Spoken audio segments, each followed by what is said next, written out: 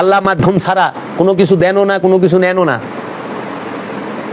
আর এই মাধ্যমে যারা অস্বীকার করে তারা কি কোরআন মানে? তারাই তো কোরআন অস্বীকারী। উনি যে কইতেছে যে আল্লাহ ছাড়া অন্য কাউকে সেজদা করা যাবে না, এটা তো আল্লাহ কইবা, আপনি কইতেছেন কে?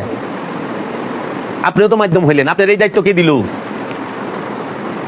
হ্যাঁ, আল্লাহ কইব সরাসরি আয়া যে তুই শিরক করতেছস।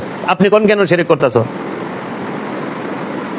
আমরা পীর ধরলে গুনাহ হয়ে যায়, পীরের কাছে গেলে বন্ডামি হয়ে যায়।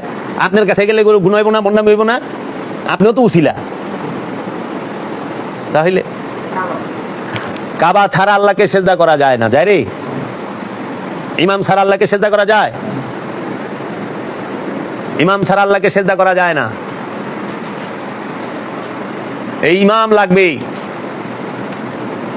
ইমাম ছাড়া আল্লাহকে সেজদা করা যাবে না।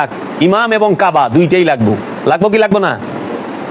কাবার মাধ্যমে যদি সরাসরি আল্লাহর সেজদা করা যেত, তাহলে কাবা ঘরের ইমাম রাখছেন কেন? আব্দুর রহমান আল সুদাইসি কাবা ঘরের ইমাম না? কি সুন্দর তেলাওয়াত করেন।